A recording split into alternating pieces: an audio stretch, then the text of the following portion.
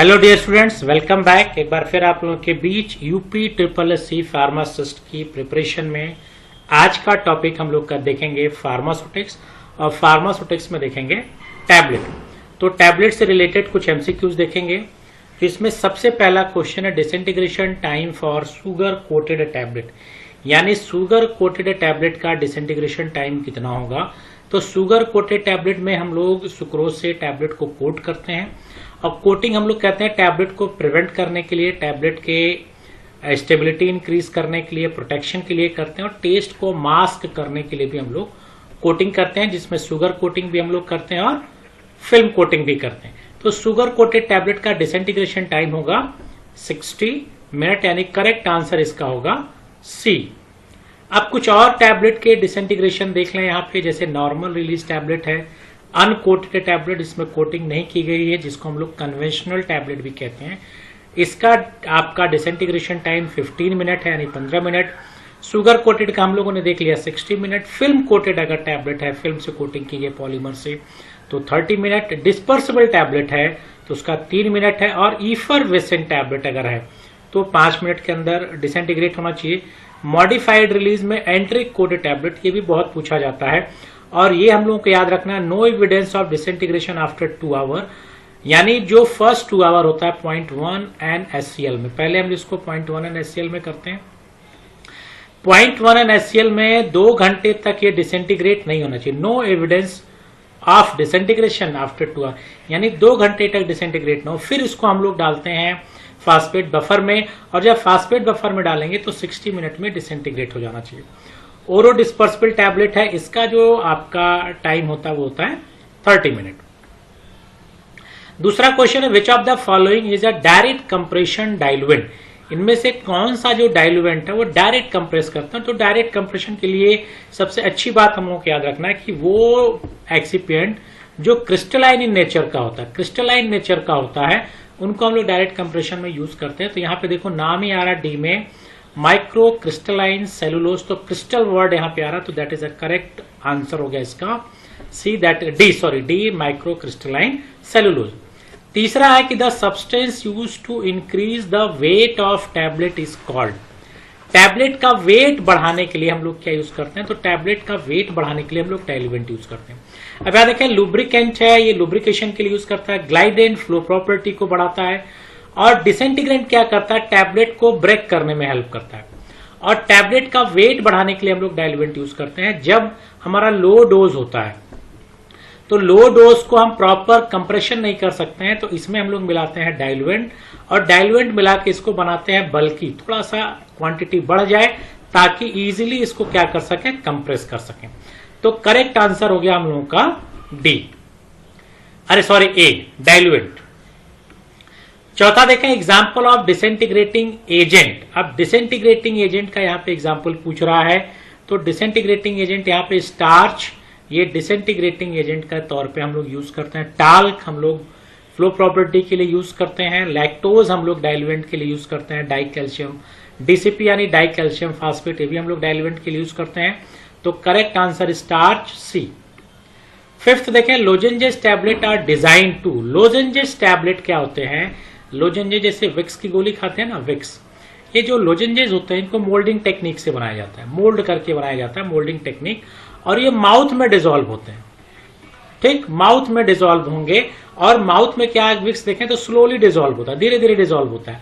तो dissolution in stomach incorrect, तो slow dissolution in the mouth, that is a correct answer, कि इसका dissolution mouth में होगा लोजेंजेस का। विक्स की गोली दिमाग में रखना। अब आते हैं छठा, dissolution test apparatus type first as पर आईपी। आईपी के अकॉर्डिंग टाइप फर्स्ट क्या होगा, तो देखें आईपी के अकॉर्डिंग दो ही है, फर्स्ट और सेकंड। तो आईपी के अकॉर्डिंग रखो P, that is a paddle, तो पैडल टाइप फर्स्ट होता है, और बास्केट टाइप हमारा होता है सेकंड। तो आईपी के अकॉर्डिंग है, लेकिन जब यूएसपी के अकॉर्डिंग अगर पूछ ले, ये भी दिमाग में रखना है, यूएसपी के अकॉर्डिंग पूछेगा तो जो फर्स्ट है वो बास्केट होता है, और सेकंड क्या होता है, पैडल, जस्ट अपोजिट है।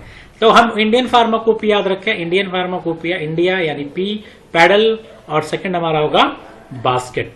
तो करेक्ट आंसर हम लोगों का हो गया पैडल, दैट इज अ ए। सातवां क्वेश्चन है कि व्हाट इज अ प्रीमोजेल।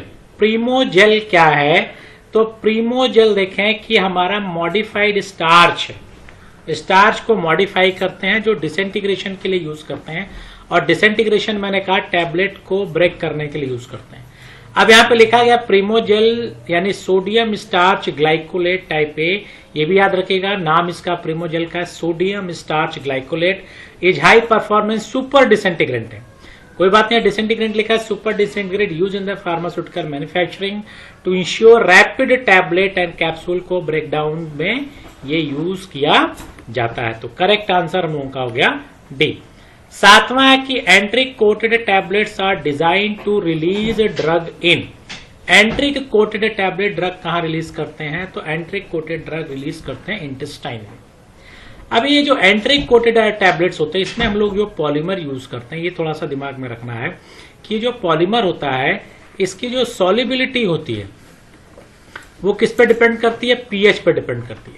यानी ये लो पीएच पे अगर बात करें, लो पीएच पे ये इनसॉल्युबल होता है, और अगर इसी को हम कहें हाई पीएच पे ये क्या होता है, सॉल्युबल होता है। अब ये जो एंट्रिक कोटेड टैबलेट है जब स्टमक में जाएगा तो स्टमक का पीएच क्या है, लो, यहाँ पे सॉल्युबल नहीं होगा, लेकिन जब स्टमक में जाएगा, स्टमक से इंटेस्टाइन में जाएगा तो पीएच इंक्रीज होगा और यहाँ पे सॉल्युबलाइज होगा तो ड्रग भी रिलीज करेगा कहां पे, इंटेस्टाइन में। तो एंट्रिक कोटेड जो आपका टैबलेट है वो ड्रग को रिलीज करता है इंटेस्टाइन में। आठवां, starch paste is used in manufacturing tablet as.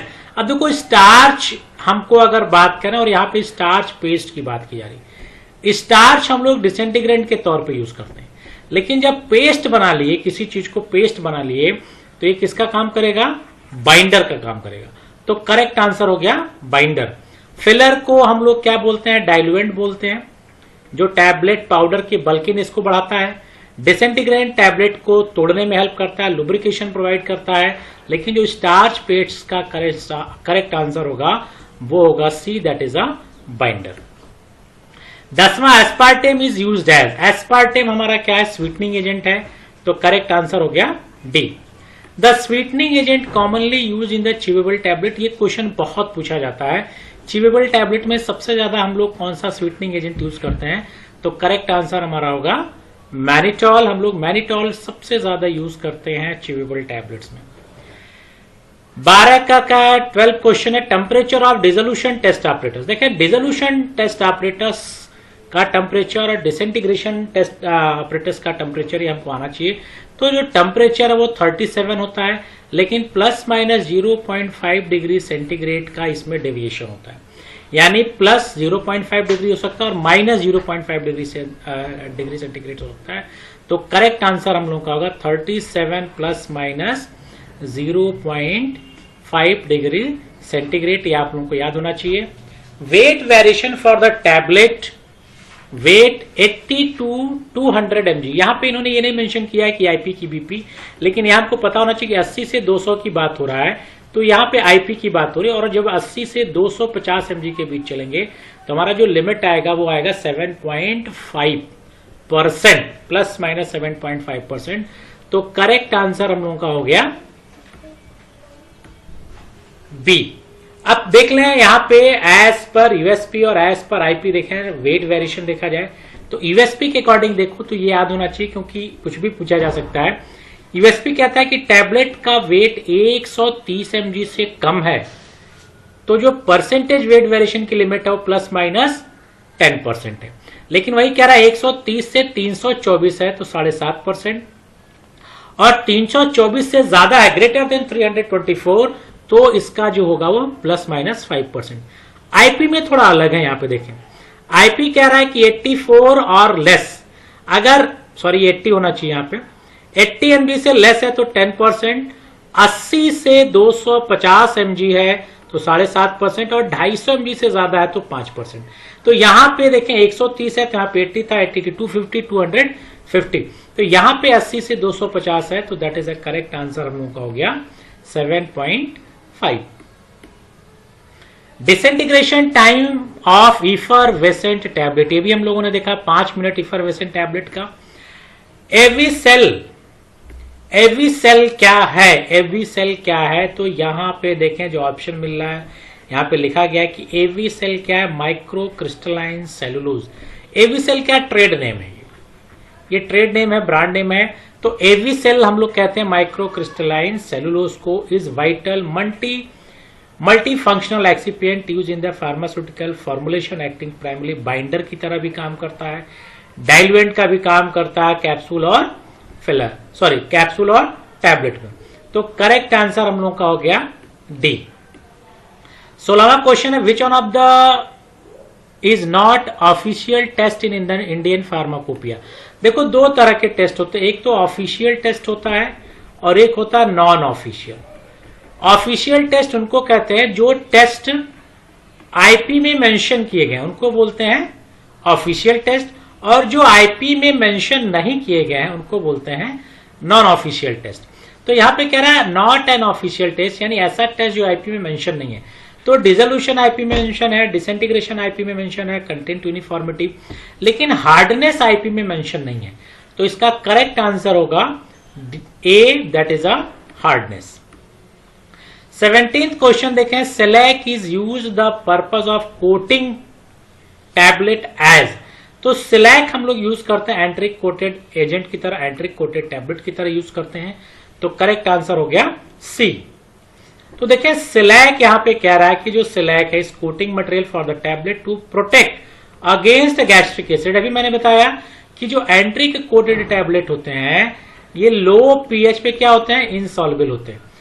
And ensure the medication dissolve in intestine, ये इंटेस्टाइन में डिजोल्व हो, और इंटेस्टाइन का मतलब हाई पीएच पे क्या होते हैं, ये सॉल्युबल हो जाते हैं। तो it is a pH sensitive polymer या रेजिन इसको बोलते हैं, ये पीएच सेंसिटिव है। It function by staying intact in acidic environment में इंटैक्ट रहता है यानी लो पीएच पे, और डिजोल्व होता है न्यूट्रल और alkaline environment at higher pH. तो इसलिए एंट्रिक कोटेड टैबलेट्स जो होते हैं ये अपने ड्रग को कहां रिलीज करते हैं, इंटेस्टाइन में। ठीक है, अब आते हैं tablet hardness test is done by. Hardness test अगर करना है तो हम लोग हार्डनेस टेस्टर यूज करते हैं, जिसमें मॉन्सेंटो हार्डनेस टेस्टर भी यूज किया जाता है, स्ट्रॉन्ग कॉप भी यूज किया जाता है, फाइजर भी यूज करते हैं। तो करेक्ट आंसर हो गया D, that is all of the above.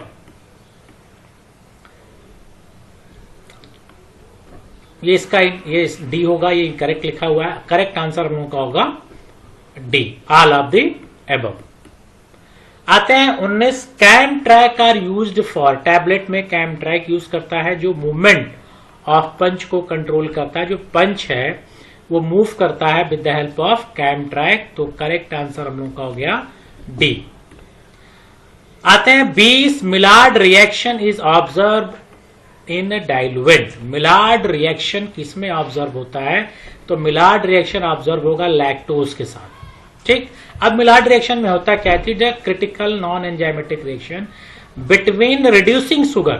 तो लैक्टोज हमारा क्या है, रिड्यूसिंग शुगर है ये। ठीक, एंड प्राइमरी सेकेंडरी एमीन, यानी शुगर और एमीन ये दो चीजें हों तो इनमें आपस में रिएक्शन होगा।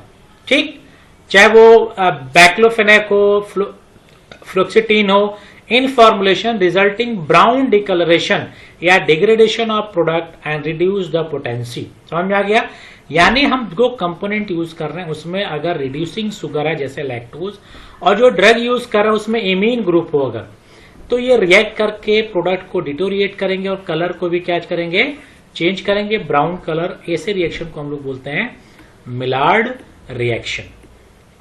21वां, which of the one is not official test in Indian pharmacopoeia? Again question repeat हुआ, that is a hardness।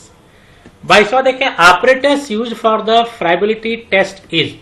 Friability test के लिए कौन सा ऑपरेटस हम लोग यूज करते हैं, तो फ्राइबिलिटी टेस्ट के लिए हम लोग यूज करते हैं रोज फाइब्रिलेटर। रोज फाइब्रिलेटर फ्राइबिलिटी के लिए यूज करते हैं। मॉन्सेंटो एंड फाइजर ये जो है ये किसके लिए यूज करता है, हार्डनेस के लिए यूज करते हैं। किसके लिए, हार्डनेस के लिए। तो करेक्ट आंसर हम लोगों का हो गया A. Mesh size of disintegration test apparatus, जो डिसइंटीग्रेशन टेस्ट ऑपरेटर्स हम लोग यूज करते हैं उसका मैच साइज पूछ रहा, तो मैच साइज होगा 10, लेकिन डिसोल्यूशन में जो बास्केट यूज करते हैं उसका भी मैच साइज हमको पता होना चाहिए। तो करेक्ट आंसर हो गया डी। अब यहां पे देखें, ये डिसइंटीग्रेशन टेस्ट ऑपरेटर्स है। यहाँ पे disintegration test operators use stainless steel की स्क्रीन होती है, मैश साइज होता है 10, जो कि 2.0 प्लस माइनस 0.2 मिलीमीटर इसके मैश के अपर्चर का साइज होता है। तो ये भी याद होना चाहिए, 10 मैश, कभी कभी ये पूछ सकता है 2.0 प्लस माइनस 0.2 मिलीमीटर जो जाली है उसमें जो छेद होते हैं उसका साइज होता है। तो ये डिसइंटीग्रेशन टेस्ट ऑपरेटर्स। और ये जो नीचे देख रहा है इसको हम लोग बोलते हैं basket rack assembly, basket rack assembly. और इस बास्केट रैक असेंबली में 6 ट्यूब्स होते हैं, ये देखें ये 6 ट्यूब्स होते हैं, ठीक। और इस 6 ट्यूब्स का ऊपर जो होता है अपर एंड ओपन होता है, और जो ये लोअर एंड होता है इसमें जाली लगी होती है, मेस। और इसी मेस का पूछ रहा है कि मेस नंबर कितना होता है, तो मेस नंबर होता है 10। तो करेक्ट आंसर हम लोगों का हो गया डी। अब आते हैं durability of tablet to combine effect of shock and abrasion is evaluated by. अब टैबलेट का जब इवेल्युएशन करते हैं तो उसमें बहुत सारे, जैसे हार्डनेस किया गया, डिसइंटीग्रेशन करते हैं, फ्राइबिलिटी, नन ऑफ देम। जो हार्डनेस है हम इससे टैबलेट की स्ट्रेंथ मेजर करते हैं कि हमारा टैबलेट कितना मजबूत है। डिसइंटीग्रेशन ऑपरेटर से हम लोग टैबलेट का ब्रेकडाउन देखते हैं कि कितने समय में ये टैबलेट ब्रेक हो रही है। फाइब्रिलेटर हम लोग का क्या करता है कि फाइब्रिलेटर में हमारा जो रोज फाइब्रिलेटर होता है उसमें टैबलेट रखते हैं, और ये टैबलेट क्या करता है, इसमें फ्रिक्शन भी होता है और ऐसे गिरता भी है। तो यहाँ पे 2 काम जनरेट होता है, एक तो फ्रिक्शन होगा, दूसरा जब गिरेगा तो इंपैक्ट यानी शॉक लगेगा इसको। यहाँ पे दोनों है, शॉक भी लग रहा है और फ्रिक्शन से क्या जनरेट हो रहा है, एब्रेशन। तो इसलिए जो करेक्ट आंसर होगा दैट इज, अगर शॉक और एब्रेशन दोनों इवेलुएट करना है तो using a friabilator, that is a C. तो 24 का करेक्ट आंसर हो गया सी। 25 देखें, एज पर IP percentage deviation allotted for the 25 mg tablet. तो 25 देखें तो 80 और 80 से लेस हमारा कितना था, 10%। तो करेक्ट आंसर हो गया ए, दैट इज अ 10%। अब आते हैं 26, फाइब्रिलेटर इज ऑपरेटेड एट। जो फाइब्रिलेटर मैंने कहा, ये जो प्लास्टिक का ड्रम होता है ये रोटेट करता है, और रोटेट करता है 25 आरपीएम। आरपीएम का मतलब होता है रोटेशन पर मिनट, यानी 1 मिनट में ये 25 बार घूमता है, ठीक। और जब फाइब्रिलिटी टेस्ट करते हैं तो हम लोगों को 100 बार रोटेट करना होता है, तो 1 मिनट में 4 बार रोटेट करता है। तो इसलिए हम इसको टोटल कितना रोटेट करेंगे, 4 मिनट तक। और जब 4 मिनट तक करेंगे तो ये 100 रेवोल्यूशन मूव कर जाएगा। तो करेक्ट आंसर हम लोग का हो गया डी। ये हमारा रोज फाइब्रिलेटर है, ये रोज है, प्लास्टिक का ड्रम है, ये रोटेट करता है, ये टैबलेट इस तरह से रोटेट करेगा, और ये जो रोटेशन है इसका 25 आरपीएम होता है, ठीक है। ये हमारा इसका आंसर हो गया। जो टैबलेट का रिलेटेड क्वेश्चन थे कुछ, वो मैंने आपके इंपॉर्टेंट क्वेश्चंस कुछ बताए। फिर मिलेंगे नेक्स्ट वीडियो में। Till then goodbye, have a nice day.